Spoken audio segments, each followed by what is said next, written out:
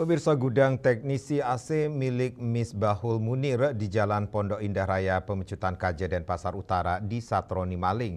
Pelakunya mantan karyawan korban asal Jawa Timur ditangkap polisi.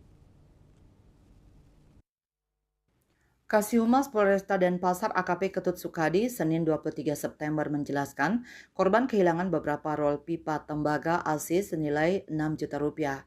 Kronologisnya pada pukul 5.30 WITA korban datang dari kampung dan melihat keadaan rumah janggal. Pasalnya ada tangga lipat di bawah.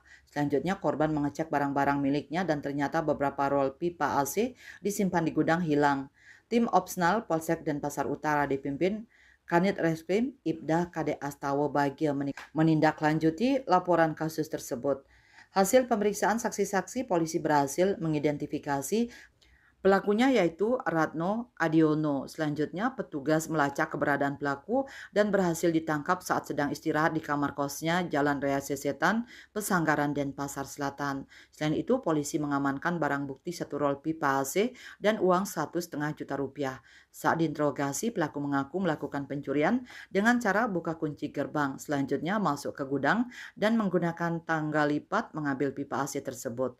Pelaku mengakui barang yang diambil tersebut lalu dijual untuk biaya hidup sehari-hari. Kertanegara Bali Pos melaporkan.